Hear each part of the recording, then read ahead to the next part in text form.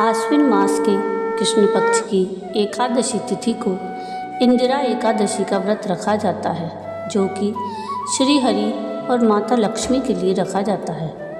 इस एकादशी पर भगवान विष्णु की उपासना करने से जातक पाप मुक्त और रोग मुक्त हो जाता है।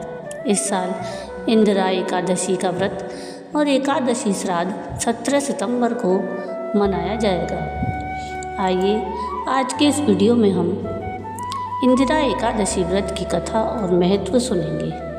राधे राधे, ब्रजधाम चैनल में आप सबका स्वागत है। आज हम इंदिरा एकादशी का व्रत कथा और महत्व सुनेंगे।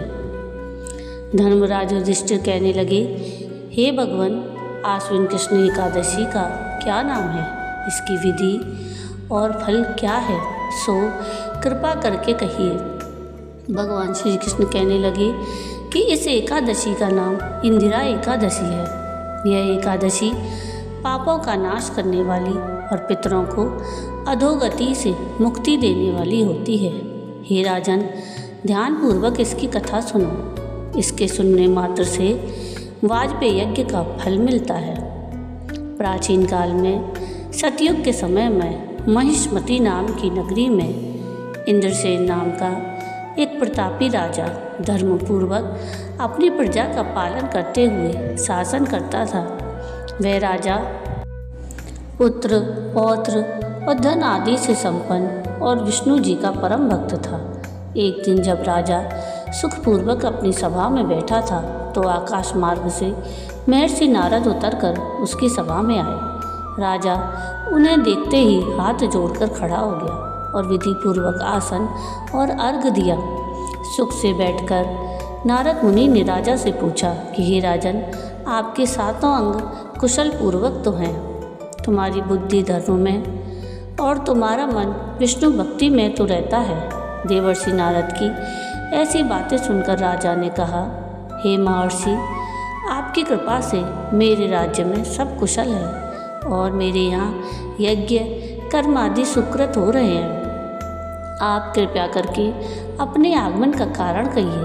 तब ऋषि कहने लगे कि हे राजन, आप आश्चर्य देने वाले मेरे वचनों को सुने। मैं एक समय ब्रह्मलोक से यमलोक को गया। वहाँ श्रद्धापूर्वक यमराज से पूजित होकर मैंने धर्मशील और सत्यवान धर्मराज की प्रशंसा की। उसी यमराज की सभा में महान ज्ञानी और धर्मात्मा तुम्हारे पिता को एकादशी का व्रत भंग होने के कारण देखा। उन्होंने संदेशा दिया, सो मैं तुम्हें कहता हूँ। उन्होंने कहा कि पूर्व जन्म में कोई विघ्न हो जाने के कारण मैं यमराज के निकट रह रहा हूँ। सो हे पुत्र, यदि तुम आश्विन कृष्ण इंदिरा एकादशी का व्रत मेरे निमित्त करो तो मुझे स्वर्ग की प्राप्ति हो सकती है।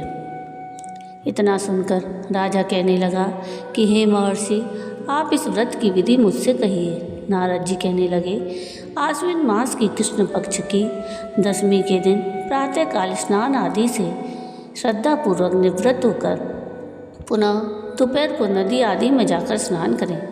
फिर श्रद्धापूर्वक पितरों का श्राद्ध करें और एक बार भोजन करें। प्रातःकाल होने पर एकादशी के दिन दांतों आदि करके स्नान करें। फिर व्रत के नियमों को भक्तिपूर्वक ग्रहण करते हुए प्रतिज्ञा करें कि मैं आज संपूर्ण भोगों को त्याग कर निराहार एकादशी का व्रत करूँगा। हे अच्युत, हे पुंडरीकाक्ष, मैं आपकी शरण हूँ, आप मेरी रक्षा कीजिए। इस प्रकार नियम पूर्वक शालिग्राम की मूर्ति के आगे विधि पूर्वक श्राद्ध करके योग्य ब्राह्मणों को फलाहार का भोजन कराएं और दक्षिणा दें। पितरों के श्राद्ध से जो बच जाए उसको सूंघ कर गौ को दें और धूप, दीप, गंध, पुष्प, नैवेद्य आदि सभी सामग्री से ऋषिकेश भगवान का पूजन करें। रात में भगवान के निकट जागरण करें। इसके पश्चात द्वादशी के दिन प्रातःकाल होने पर भगवान का पूजन करके ब्राह्मणों को भोजन कराएं। भाई बंधुओं, स्त्री और पुत्र सहित आप भी मौन होकर भोजन करें। नारद जी कहने लगे, हे राजन, इस विधि से यदि तुम आलस रहित होकर इस एकादशी का व्रत करोगे तो तुम्हारे पिता अवश्य ही स्वर्गलोक को जाएंगे। इतना कहकर नारद जी अंतर ध्यान हो गए। नारद जी के कथनानुसार राजा द्वारा अपने बांधवों और दासों सहित व्रत करने से आकाश से पुष्प वर्षा हुई और उस राजा का पिता गरुड़ पर चढ़कर विष्णु लोक को गया। राजा इंद्रसेन भी एकादशी के व्रत के प्रभाव से निष्कंटक राज्य करके अंत में अपने पुत्र को सिंहासन पर बैठाकर स्वर्गलोक को गया। हे युधिष्ठिर, यह इंदिरा एकादशी के व्रत का महात्म मैंने तुमसे कहा। इसके पढ़ने और सुनने से मनुष्य सभी पापों से छूट जाते हैं और सब प्रकार के भोगों को भोग कर वैकुंठ को प्राप्त होते हैं। श्री हरि नमः। तो ये थी इंदिरा एकादशी की व्रत कथा और व्रत महात्मा। आइए अब हम इंदिरा एकादशी के कुछ उपाय जानेंगे जिनके करने से आप सुख समृद्धि की प्राप्ति कर सकते हैं। इंदिरा एकादशी के दिन संध्या समय पीपल के नीचे या नदी किनारे एक घी का दीपक जलाएं। धार्मिक मान्यताओं के अनुसार यह दीपक नकारात्मकता को दूर करता है। गरीब ब्राह्मणों या ज़रूरतमंदों को भोजन, कपड़े या दक्षिणा दें। विशेषकर तिल, गुड़, फल और अनाज का दान शुभ माना जाता है। इस दिन दान करने से शुभ फल मिलता है। धार्मिक मान्यताओं के अनुसार दान करने से कई गुना अधिक फल मिलता है।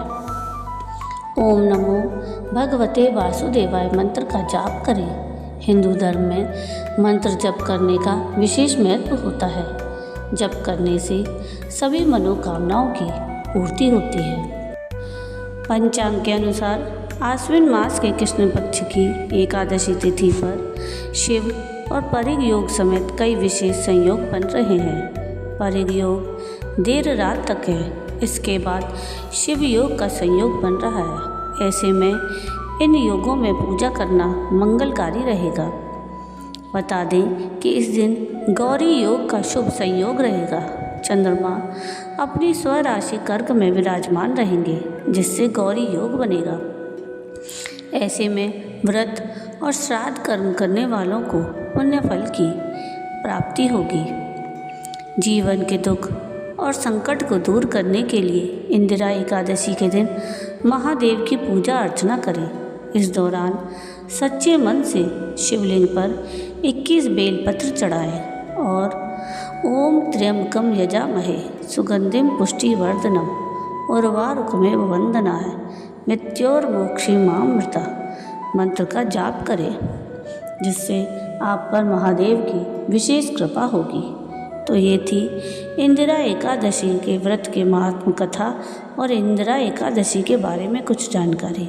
आपको आज का ये वीडियो कैसा लगा मुझे कमेंट करके ज़रूर बताइएगा। और अगर आपको आज का मेरा ये वीडियो पसंद आया हो तो प्लीज़ इसको लाइक शेयर ज़रूर कीजिएगा और प्लीज़ मेरे चैनल को सब्सक्राइब कीजिएगा और कमेंट में राधे राधे ज़रूर लिखिएगा।